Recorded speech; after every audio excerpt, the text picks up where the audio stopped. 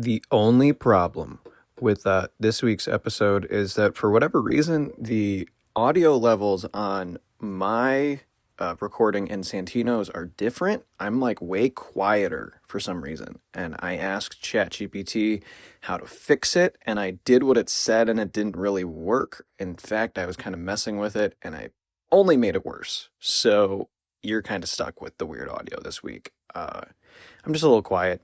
I think it'll be okay. I'm sorry. Without further ado, here's this week's episode. The only problem with Santino and Andy is this podcast. Well, hello and welcome back to your favorite movie podcast. The only problem is a show where we talk about movies and how they're made and how they make us feel. We frequently like to talk about movies that feature large portions of the film that are spoken in Danish, and this week is no different. This week we are talking about 2025's Frankenstein, directed by Guillermo del Toro. And that's my introduction for this movie. If we were going to keep in spirit with the movie, the Mhm. introduction would be really long and Yeah, would be like 30 minutes of the show. right.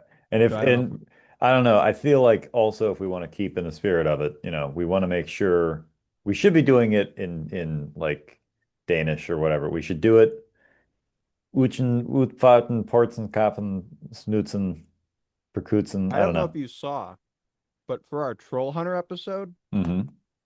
I had Google Translate write the description of the show in Danish. And I thought that was pretty funny for the like two people who would notice that. Yeah, I think for the listeners, what they need to know is right now, Andy and I are, doing our usual. Andy's picking his nose. Hmm. He's like I he I was was pressing on I his might nose, I and I don't know yeah. why. And he's eating a brownie that he won't share. So just so you know, Andy's stingy with his brownies. I am very protective. You know, you got Never to be in mind the this fact world. that we're on a Zoom and we're not actually in the same room, nor is he capable. But if we were in the same room, I just want you to know, as far as character is concerned, Andy would not share that brownie, folks. I would not. Um, so this week, we're talking about an interesting film. This film was a little weird. Uh, the end of the movie is really what got me, not to get too far ahead. Mhm. The fact that it ended with that "Carry On My Wayward Son" by Kansas Needle Drop. Really, I did I watch the right movie? Um, you know, I don't Shia LaBeouf was recall in it. Shia LaBeouf. No, then you definitely saw I you watched saw the the wrong wrong. 2025's Frankenstein. Whichever Frankenstein you Dang watched, it. I want to see. If that Frankenstein was Shia LaBeouf Frankenstein? No, No. Who the heck was Shia LaBeouf? he played a merchant. No.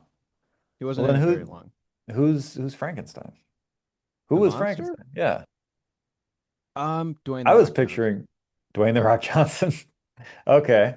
Well, that I guess makes sense. I kind of wanted to see Shia LaBeouf as the monster, but I guess, a little bit of Shia goes a long way. He is a real life cannibal. Yes, he is. Yes, he is. Running for your life is Shia LaBeouf.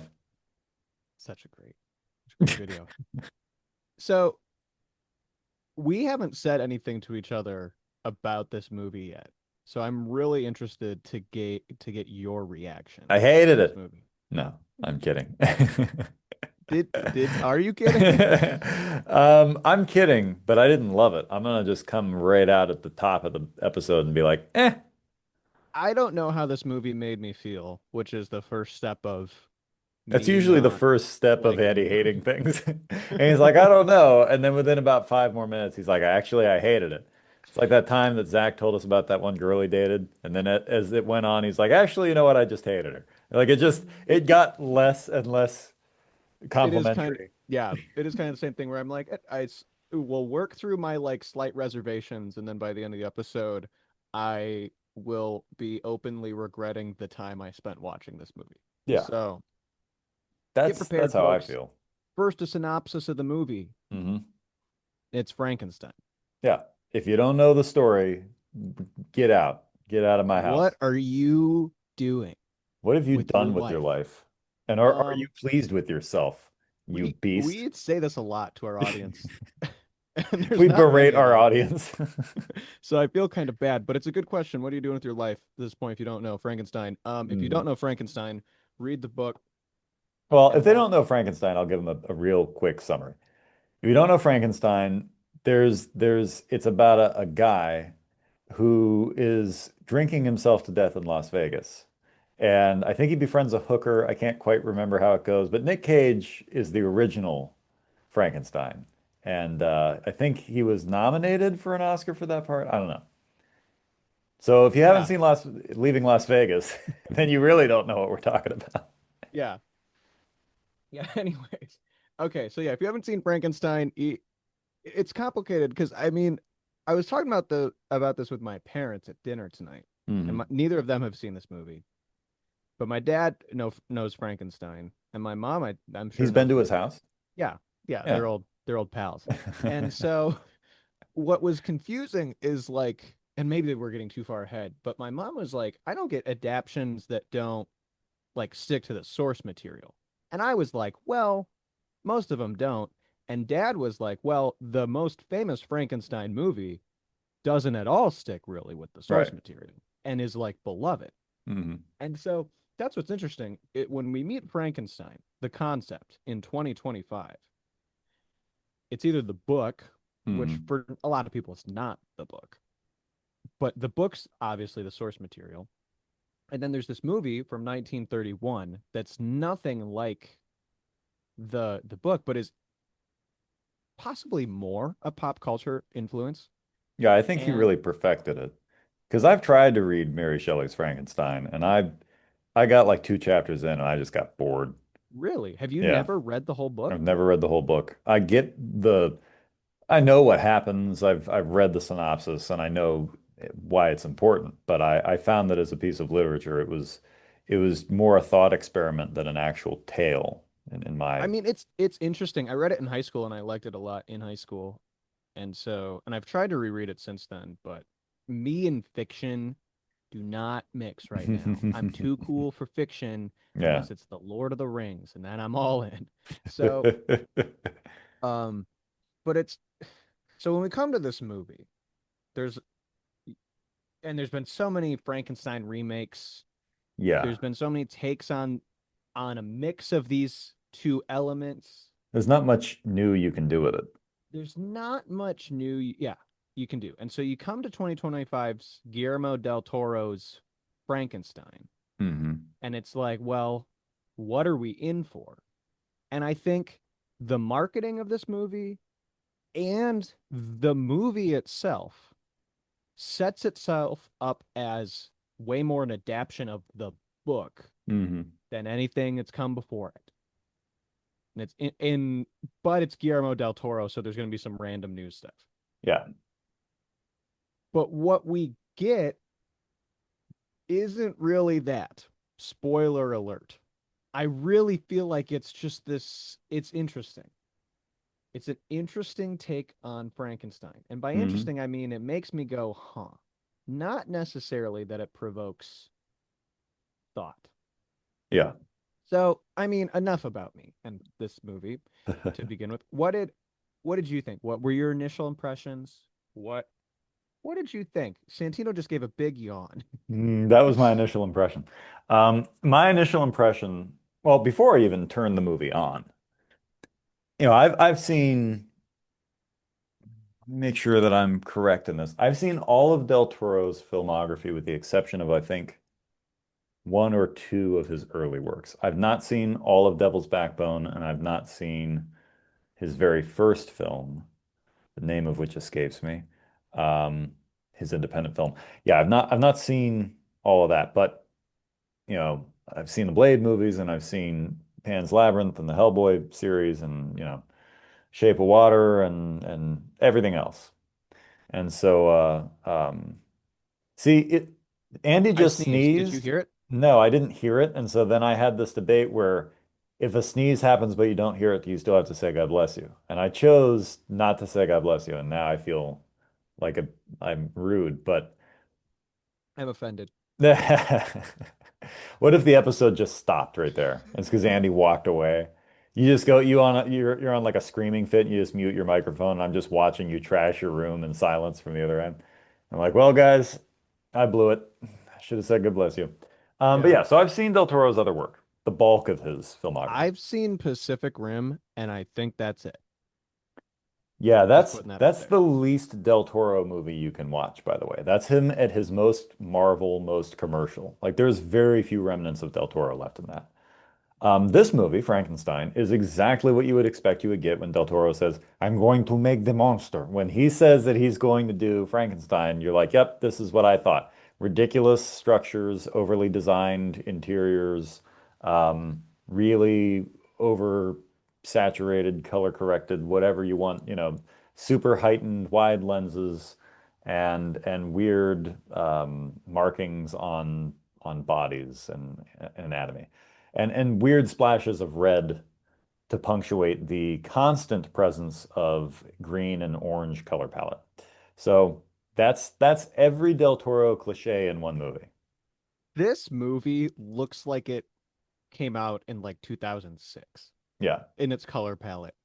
all of his movies Strikingly at look like that. times. Strikingly at times. It's Hmm. like if you like wiped my brain Hmm. and was like, watch this Del Toro movie, when is it from? Hmm. There's like a lot of indications that this movie is from like certain scenes. It's like are clearly from the mid 2000s. And Yeah, that's not bad. not Not a lot of bad. people are doing that. It's just Yeah. like, wow, this whole scene's orange. Hmm. Yeah, Del Toro's big on the teal and orange thing, and it's been getting stronger over the years. Like this looks almost identical to Shape of Water. And the other thing, oh, and I forgot the other Del Toro trademark is bad things happening to people's faces. So, the breaking of the nose, and in Crimson Peak, a guy gets his face smashed in on a sink, and in Pan's Labyrinth, the guy gets his nose bashed in with a thing. It's always something bad happens to a face. So, yeah, this was par for the course. I remember thinking before I got into it that it was going to be visually interesting and probably not much else. And I watched the movie and I wasn't bored, but it was visually interesting and not much else. Although I have to say that I You feel like weren't bored watching this movie? I wasn't bored, but I wasn't fascinated. I was just like, okay. Okay. Yeah. I was always like, it was kind of a passive viewing experience for Because me. yeah, I was gonna say, because this movie always takes its time. Yeah. Yeah. I It's don't two think there's a hours single scene and where I'm what, like, man, 15? it's 2.5. 2.5. Yeah. There we go. It's 2.5, and there's not a single scene where I'm like, man, I wish we could have been there more. Yeah.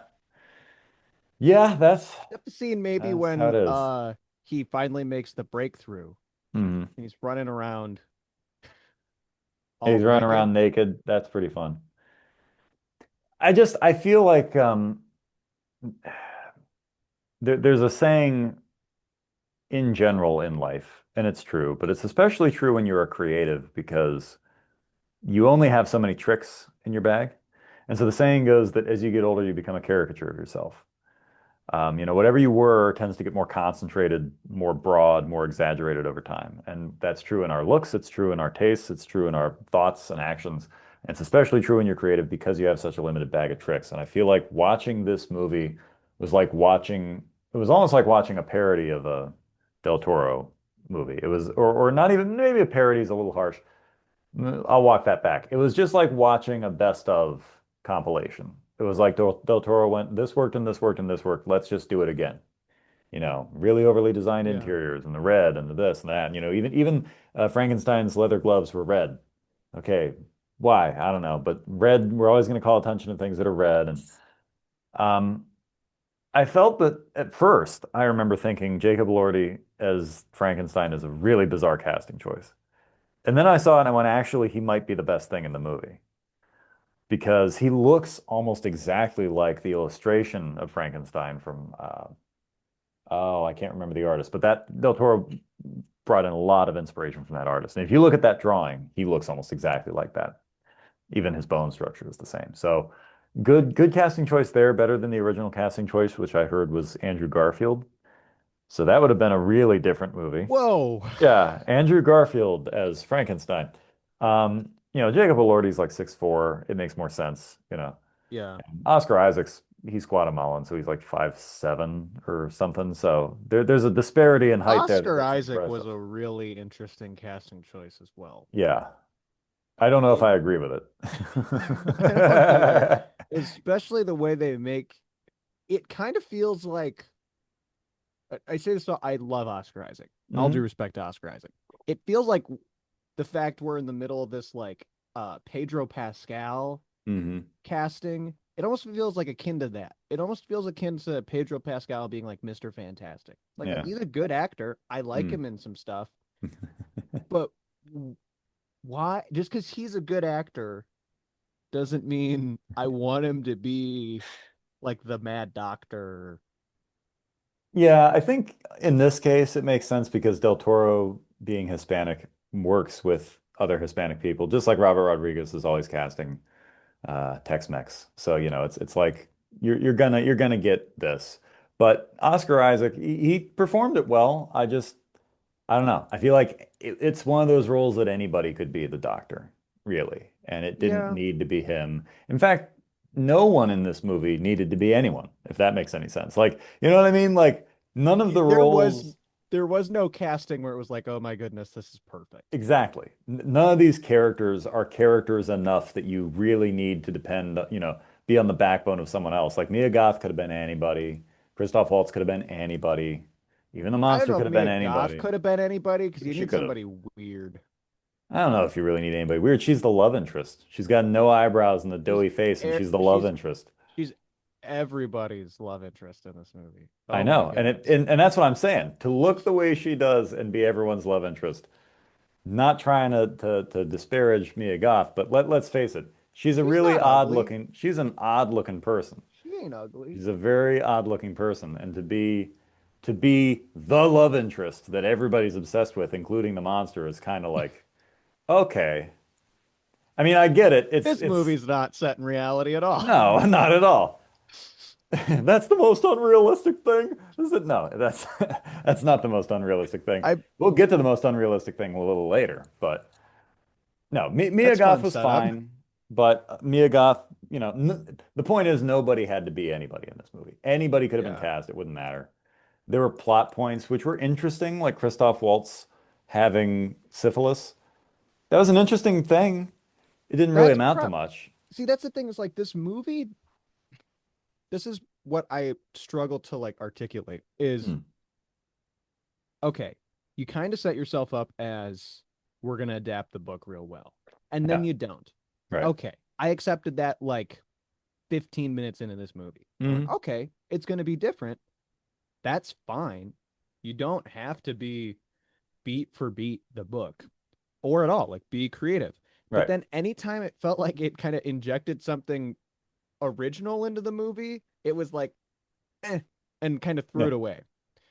Like like that part, like Hmm. the angel thing, Yeah, that made no sense. which made no sense, was cool, Yeah. kind visually.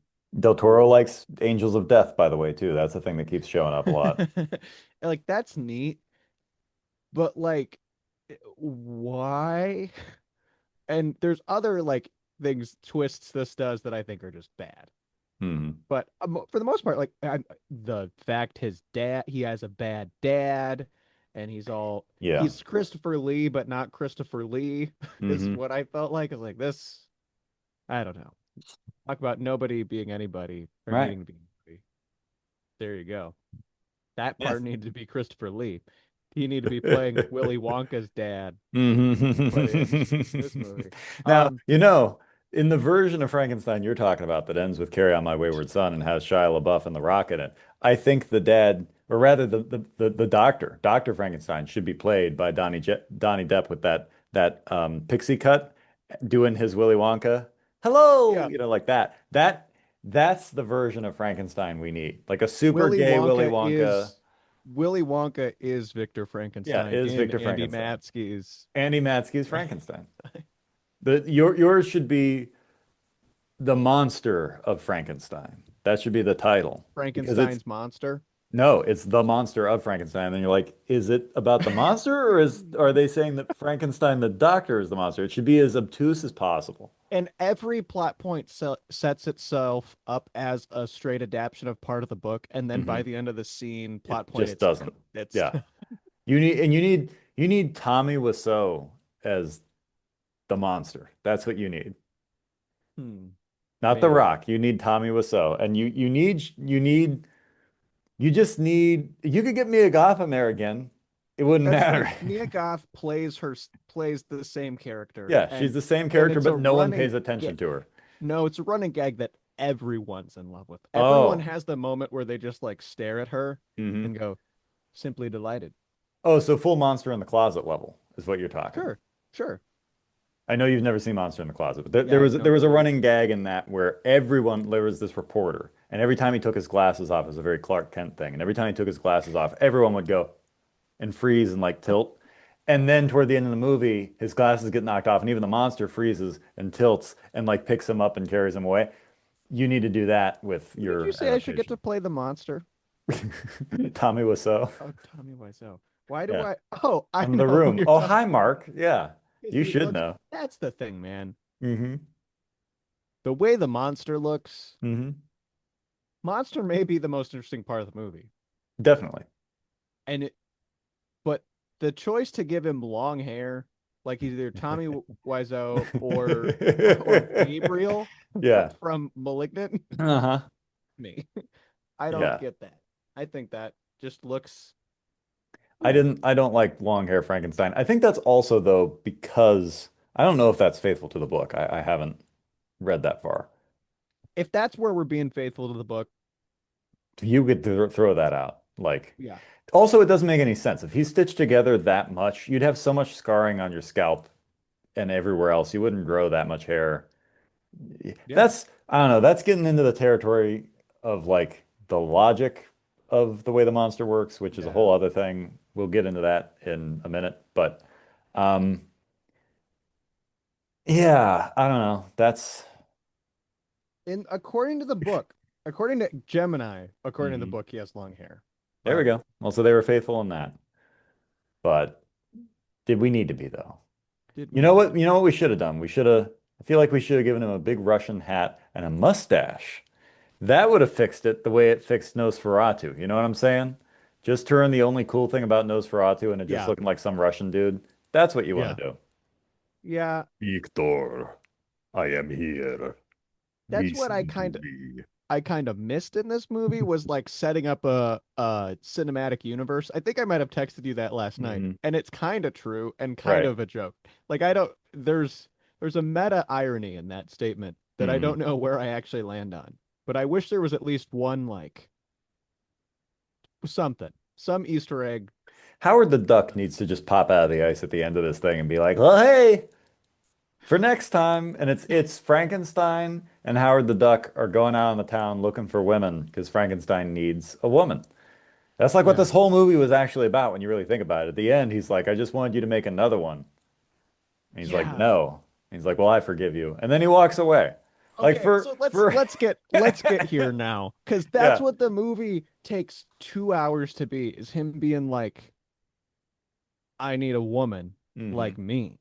Yeah. Which I need another why does he think abomination. that? Because he The can't movie die, Andy. because he can't die, but like, why is woman the answer? The movie's not really giving us any Andy, woman is indication. always the if you couldn't die, if you No, no, look no, me in no, the no, eye, if no. you couldn't die, you'd be really lonely. You'd be like, well, I'm gonna need a woman. Well, I get that as me, but why is the monster like Dude, me need lady? if you were all scarred up too, you'd be like, the only one who's gonna take me is another one who looks like me. So I I need him to think make that another way one. now. I think that way now. I don't have to be scarred Well, up. we need to make you a woman like Weird Science. Um, Put in all the coordinates in the computer. That's how computers work. what in Just like, coordinates? once you put electricity into a body, it just miraculously heals itself and can never die. That's how bodies Okay, okay. We're gonna talk about the end, and then we're work. gonna talk about whatever you're talking about. The- What this movie does is, okay, we have to set up the moment where he's like, I want a woman. Hey, And so Dad, he I want goes, a girlfriend. The confrontation. literally, he comes Dad. back, has this great confrontation where he's Mhm. like, Dad, I'm single and I'm sad. Which is understandable, Right. relatable even. But So funny though. It's so it is unintentionally funny. funny, and his like respect for Victor in that scene is kind of like Yeah. confusing. Hmm. And then Victor, and then what happens? Then Victor tells Frankenstein them the no because they're going to monster. reproduce and make Yeah, more abominations, which I don't even know if that's possible. I don't know. I don't know how. What couldn't you? You're a doctor. Just Couldn't you make her make it so without a that didn't? womb. Yeah, couldn't Like, you make that so it wouldn't happen? yeah, Anyways, get her tubes y- tied. Monster tubes. and that's the sequel to my movie. But but then the monster goes off and finds Elizabeth, Hmm. and and she's like, hey boo. Yeah. I knew she was going to get shot. The minute Yeah, she was like all up on the monster, I'm like, she's yeah. dead. And then Victor pulls out a gun and just straight up shoots Elizabeth, pretty Yeah. much. And then he's Elizabeth like, is he trying did to it. jump. The monster did it. He keeps blaming deaths on he, the keep, monster, which I he keeps love. blaming us on the monster, and that never comes back on him. Like in Well, it kind of did. Once his brother died, his brother was like, "You're the monster." I don't know if he like yeah, picked up but on it, but in that moment, but like there's at least two deaths where it's like he did it, yeah. and the movie's never like By the way, I actually. guess we should have said spoiler alert. I know this is a new movie we're talking about, like it's been out forever, but like in case you didn't know, lots of people die. Elizabeth gets shot. He's the monster, yada yada. Elizabeth gets shot, Mhm. and then she says, "Take She me with gives a you." monologue. Yeah. She says, "Take me with you." And a bunch of people, granted, he's a super strong, scary monster, but Yeah. a bunch of people just watch him take her away.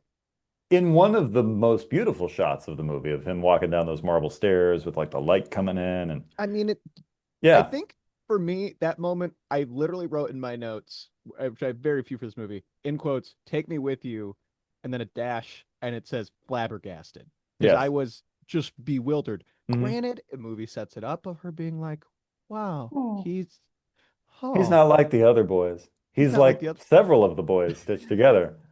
And he's stupider, but that's okay. Yeah, yeah. I And wonder if then I she's kissed like, him, would I get electrocuted? yeah, like take me with you. But what? I mean, Like, take you where? He just walks you into a cave and then you die. yeah. And it's like, Guillermo del Toro made another movie where a lady falls in love with a monster. He's had this obsession since like He, Creature in the Black Lagoon, King Kong. Like monsters love women, but it's usually not reciprocal. And Del Toro's like, I need to fix this. yeah, They that's must kind fall of, in love. that's like kind of, he just wants everybody to be friends with the monsters because he thinks monsters are cool. And like, Hmm. that's exactly my problem with this movie. Hmm. Is like Elizabeth falls in love with the monster for no reason except he's different Yeah. and abused. And tall. Tall helps. All I He's guess that over six helps. foot. So, He is. mhm. That'd go well on his hinge That profile. would, it would. Um, but then even like the ending of this movie is just like what? Uh-huh. Which is pretty much after we get caught up on the story because like Hmm. the book, the movie is told in like flashback, Hmm. essentially. Well, the point, I don't want to step on your thing here, but I want to interject this really quick. Don't step. Don't. The, okay, then just Go go ahead. ahead. Go ahead. No, no, no, no. Is it's fine when Victor is narrating.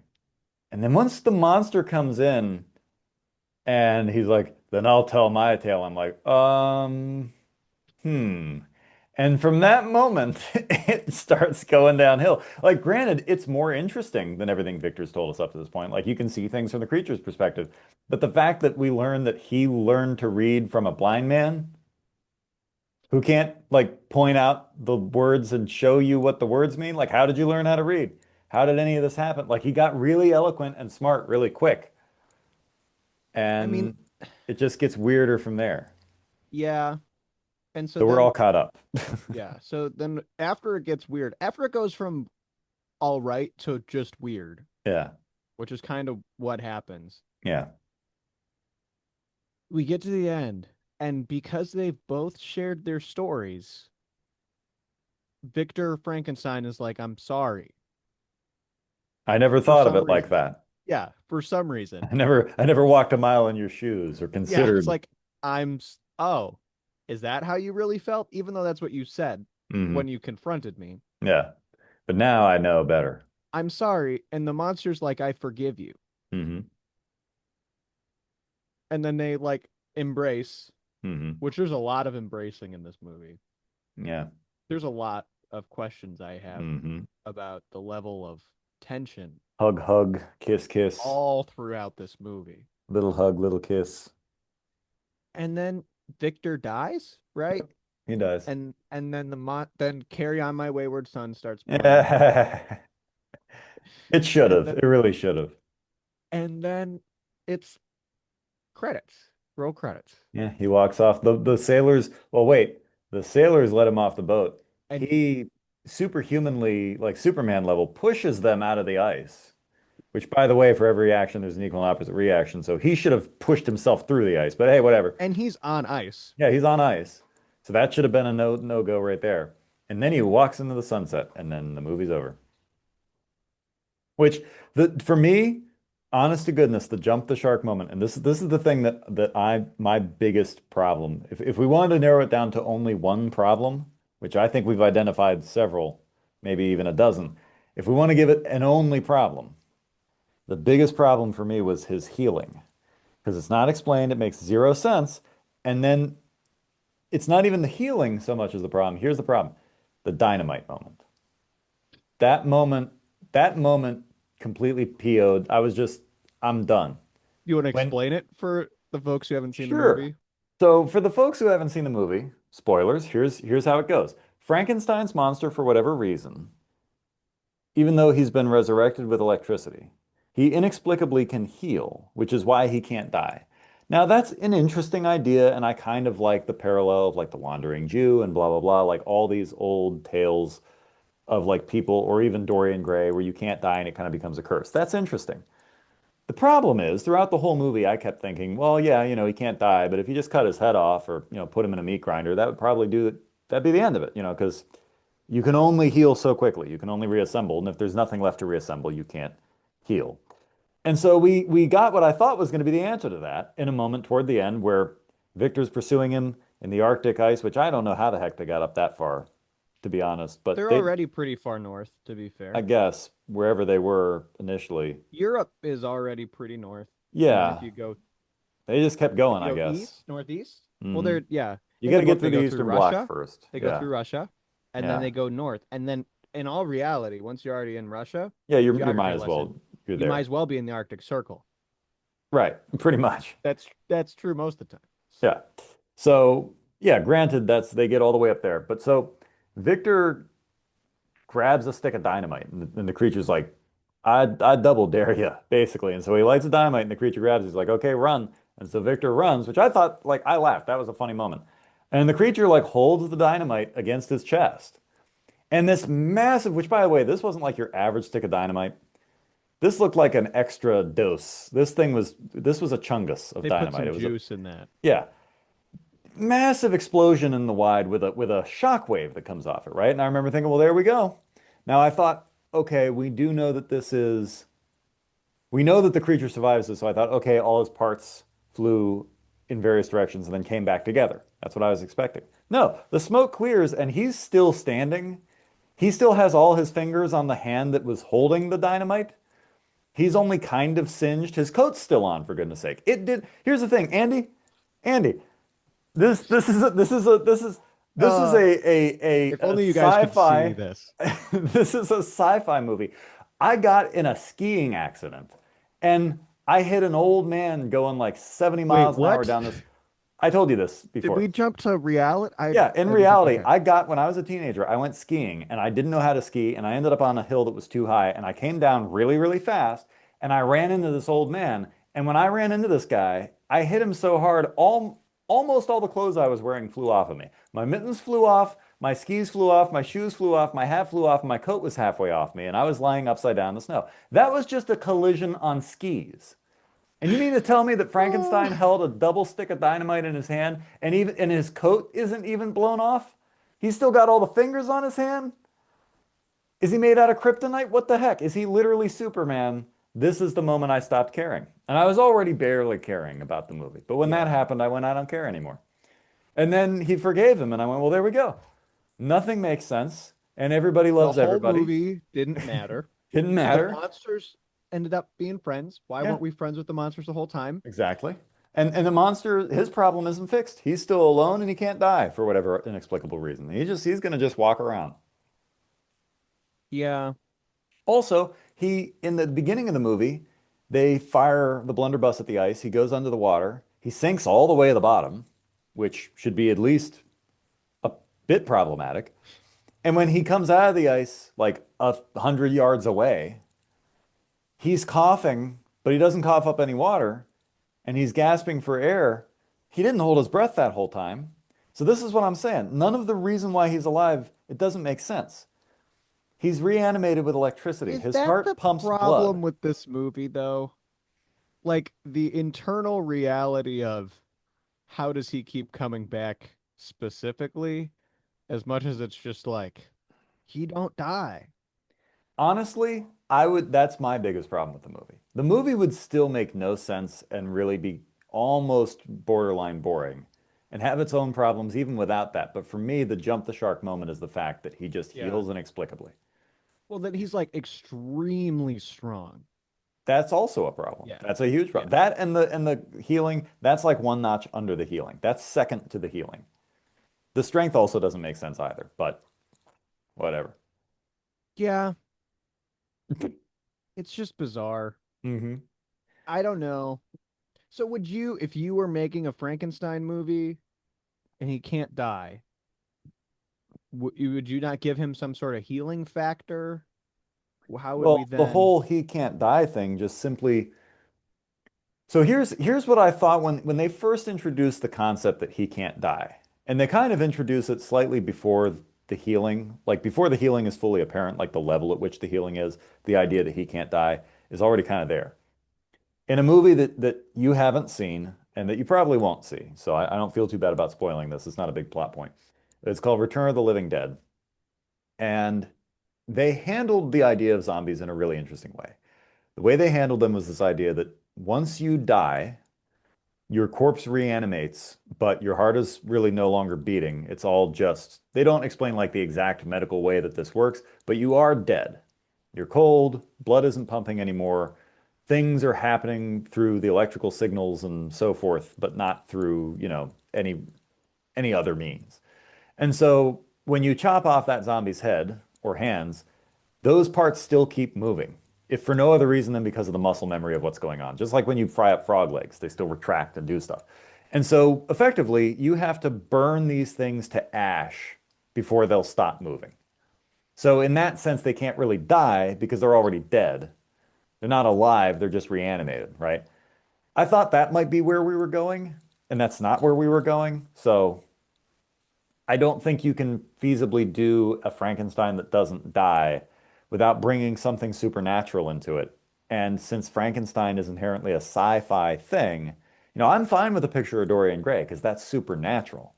It sets it up from the beginning. But this is set up like, oh, it's science. We'll go in through the endocrine system. I'm like, okay, cool. And then they're like, by the way, he's superhumanly strong and he can't die and he'll just heal. I wouldn't do it. Well, that's like, I don't know. Part of this movie that this is a note I wrote down is for like 2 seconds, this movie feels like Ancient Aliens when it's like, there's a fifth tablet. Hmm. It's like, what? Yeah, What pretty are much. we like? That's the level of like mythology. It's essentially like this Ancient Aliens. You know how the ancients realized this? Well, they knew even more. They It's could like make rocks float through vibrations. it's like this is what we're doing. Yep. And I think it's part of what the book does really well. I know you are haven't read it, but like Hmm. as far as I recall, the book doesn't explain what Victor does Hmm. to make the thing live. It's just The whole something to do with electricity. That's all we really know. I don't even know if that's a part of it.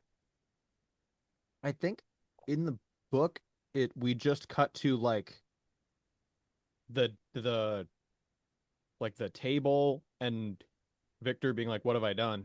Or Hmm. like being like, "Okay, what is this?" And then it comes to life. I think is what happened, but I could be wrong.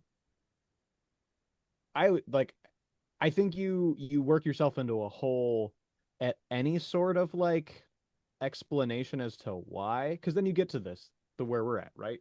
It's like, well, how come he's reanimated? How come he's I don't have a problem with reanimation if you're going to go the electricity route. I have a problem with immortality. You can reanimate something and it'll be alive again, but the heart has to be pumping, the brain has to be working, lungs are moving, blood is flowing. The minute you drain that thing of blood, it's going to die again because there's nothing to pump through it. Now, if you could fill it with some kind of synthetic blood, and you just had like a little tank on his back full of additional juice that you could just keep running through there. Okay, I guess it doesn't matter if he bleeds out, but this is the same problem I always had with even this is kind of going off the reservation, but werewolves are fully supernatural. Everybody's like, oh, you can only kill them with a silver bullet. I'm like, or you could put it in a compactor. If a werewolf jumped in the back of like a garbage uh, truck, be the end of that werewolf. It's not made out of steel. It's going to get crushed to a pulp, and that'll be the end of that. You can burn the thing. That'll kill it too. I think the whole silver bullet it doesn't really make any sense, and it was never originally part of werewolf lore. That was, 1944. That was Lon Chaney, that was that right? whole thing. So, I don't know. In any movie, regardless of what it is, when they're like, oh, it can't die, I'm like, if you turn it to a pulp, it'll die. That'll be the end of that. Yeah. So I just have a That's not problem with that concept. interesting, Santino. True, but I have a problem with that concept. I just think this movie was overindulgent and boring, That's a word for it. Yes, overindulgent for sure. while tonally not being sure what it was the entire time. Didn't know if it was a remake of the book hmm or the movie or or Guillermo del Toro's Frankenstein or what. I I feel think like it's it was definitely Guillermo del Toro's Frankenstein. I feel like that it's got those fingerprints on it way more than it does of a remake or anything else. I mean, it was Guillermo that's del fair. Toro's Pinocchio, so and I like that. I haven't seen Fine. that. It was fun. It was cool. Um, there are fascists, and you wouldn't think fascists would show up in Pinocchio, but they do, and it's interesting. Hmm. Actually, for my money, I like the look of Pinocchio better than the look of Frankenstein. Well, look at this as either like 2000s or like I meant to look this up like way too and I know I talk about stuff like this in ways that don't make sense because I don't know what I'm talking about. Like way too digital. I feel like this movie It had a looks very like, digital look, yeah. even though it was all the practical effects, blah blah blah blah blah. hmm Mister, I'd rather die than use generative AI. Still has bad CGI in his movie, hmm but that's Yeah. besides the point. Um, this movie looked very digital, and every shot moved. I like got dizzy watching hmm this movie because hmm every shot, and this might just be a Del Toro thing, but it's like everything's always moving a little to the left or a little to the right or backing away or moving up hmm and to the right. It's like every single shot of this movie. Yeah, it's the Michael Bay syndrome. It's got to be dynamic. It's funny. I pointed out the exact same thing to my dad when we were done watching the movie about everything seeming very artificial, very digital, which is hilarious because most of what you're seeing is a practical set that they built at least to, a certain point of distance. And I think I figured out why. And it's unfortunate, but because Del Toro, he overdoes everything. The designs are, 150%. You can't stop at 100%. Everything's got to go over the top. And he makes structures that look impossible, and everything's, very tightly controlled color palette, and things are always moving. It just, for whatever reason, it ends up just looking fake, even though it's all real, because it's so overdone.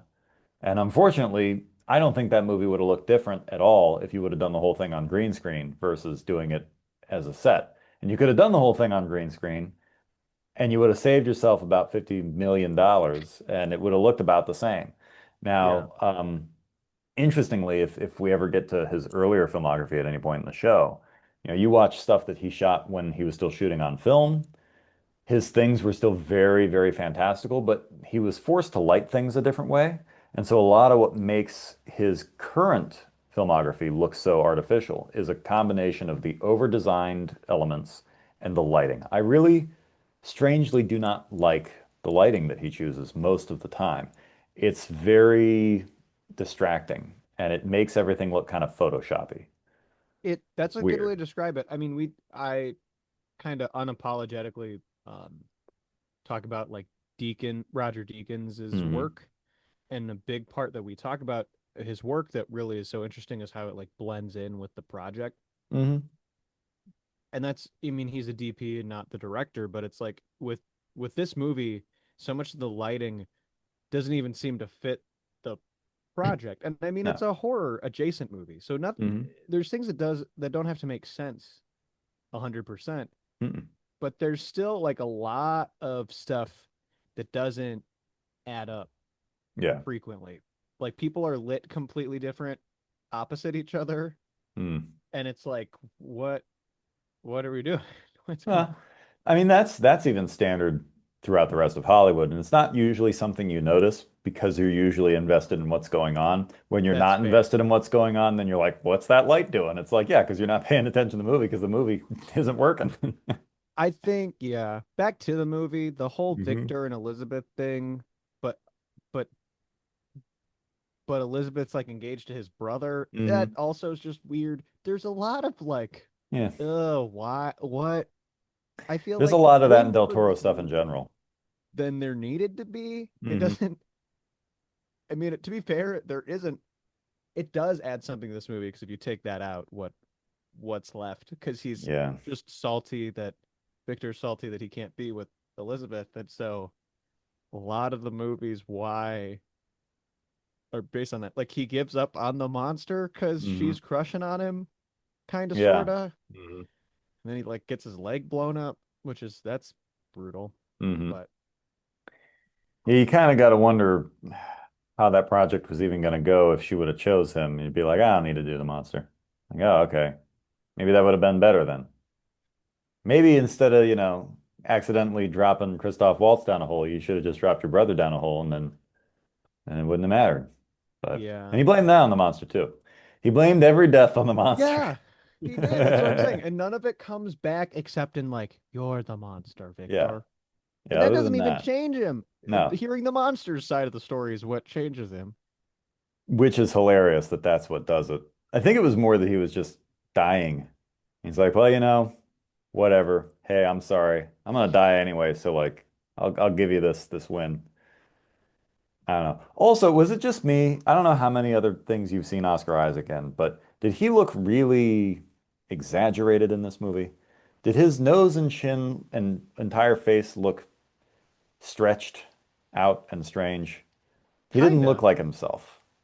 The hair really did a lot, I think. The hair and the mutton Messing with chops did a lot, but the whole movie I kept going, is he wearing like a fake chin and nose?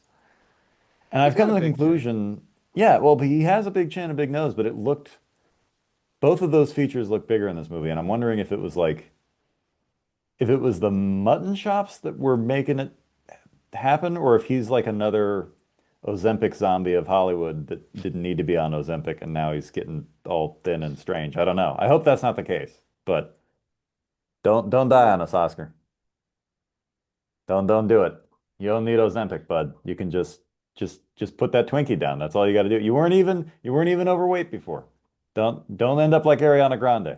Don't do I it. love the thought of Oscar Isaac making it this far in the podcast. Oscar, I'm pleading with you. If you listen to me, And we this we being haven't what worked together makes yet. him turn his life around. Yeah, we haven't worked together yet, but I'm telling you, for the future, for the kids, just keep it tight. Oscar Isaac is for the children. I I yeah, I mean this is where we're at with the movie. I don't know if there's anything else you got nothing, want to man. say. I got I was nothing. really excited, and here we are, Hmm. filled with sighs. And I feel like what also does it too, and I was thinking this when I finished the movie the other night. I thought about it, I'm like, man, Andy was so overjoyed with Raising Arizona, and now Frankenstein's gonna just bam, just hit him in the face.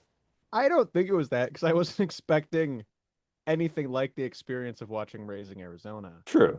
But I feel like the contrast, the juxtaposition makes this seem even worse. If you would have just seen like Hell House LLC and then watched Frankenstein, you'd be like, it's a boring movie. But you just watched Raising Arizona twice, and then you're like, oh, Frankenstein, get this out of here. Yeah. Ah. Um, yeah, because Where are all I the know Polish jokes? because I noticed myself speaking like I'm in Raising Arizona now. Hmm. So That that's there's one what it thing. is.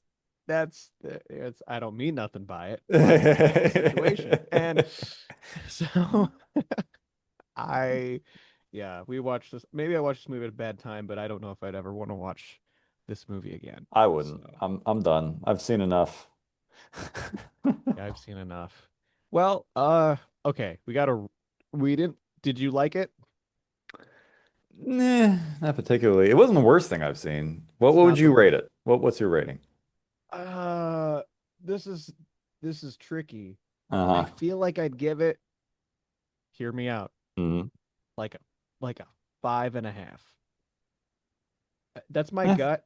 Hmm. Technically, like on a technical level, it might merit more because I like it's Yeah. shot well. It's It's except it's acted always well, moving. shot well, yeah. So on that, maybe it's like a 6.